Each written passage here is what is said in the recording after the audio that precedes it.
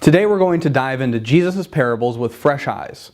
If you've read the Bible or have been in church for much of your life, you likely have had interaction with his parables, but today let's approach them with the eyes of children who are encountering them for the first time. Let's dive into Mark chapter 4. Again, he began to teach beside the sea, and a very large crowd gathered about him so that he got into a boat and sat in it on the sea, and the whole crowd was beside the sea on the land. And he was teaching them many things in parables, and in his teachings he said to them, "Listen, behold, a sower went out to sow, and as he sowed, some seeds fell along the path, and the birds came and devoured it. Other seed fell on rocky ground where it did not have much soil, and immediately it sprang up, since it had no depth of soil. And when the sun rose, it was scorched, and since it had no root, it withered away. Other seed fell among thorns, and the thorns grew up and choked it, and it yielded no grain. And other seeds fell into good soil and produced grain, growing up and increasing and yielding 30-fold and 60-fold and 100-fold. And he said, He who has ears to hear, let him hear." Now, to help us read Jesus' parables in an accurate way, I'd like to offer you 3 principles for reading parables. Number 1, consider the audience. Who is there? What happened prior? Was there a conversation happening that prompted the parable? Consider the audience. Number 2, what did they identify with in the parable? What did the receivers of the parable identify with? Number 3, what is the intended response to the parable? So, from what we can see, who is the audience? Well, it was a crowd by the sea, but what happened prior? This is important, especially when we see how Jesus explains this parable. At this moment, Jesus is around his hometown of Nazareth. Mark 3:20-21 says, "Then he went home, and the crowd gathered again, so that they could not even eat. And when his family heard, they went out to seize him, for they were saying, 'He is out of his mind.'"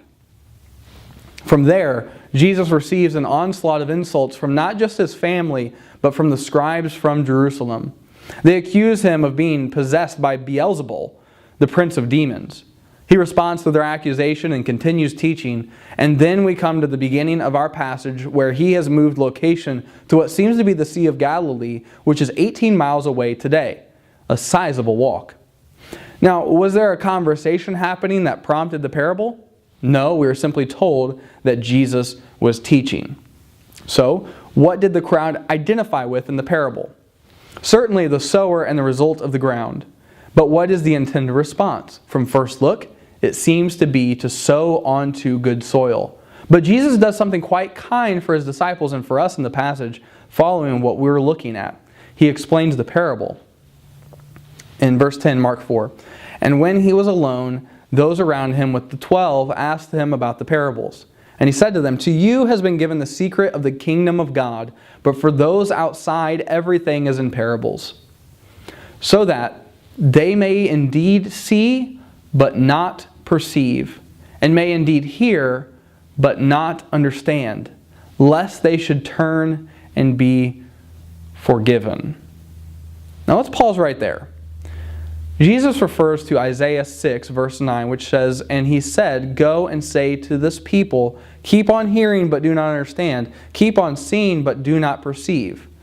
Now there have been many people who have used this verse to justify an idea that parables have a deeper or even allegorical meaning. But I think if we consider the situation of the parable, we may have an idea, may have an interpretation of what Jesus is doing here that may be more accurate. Now remember, preceding Jesus telling the story at the Sea of Galilee, he was in his hometown of Nazareth and was being accused of being the prince of demons. He was encountering a lot of opposition to his straightforward teaching. So allow me to propose to you that it could be that Jesus begins speaking in parables because the people were rejecting his plain teaching and showing that they were not perceiving or understanding.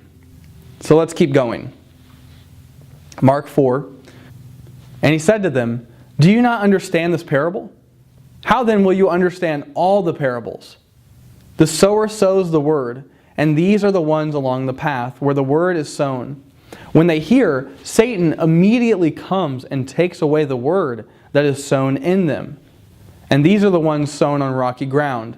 the ones who, when they hear the word, immediately receive it with joy, and they have no root in themselves, but endure for a while. Then, when tribulation or persecution arises on account of the word, immediately they fall away.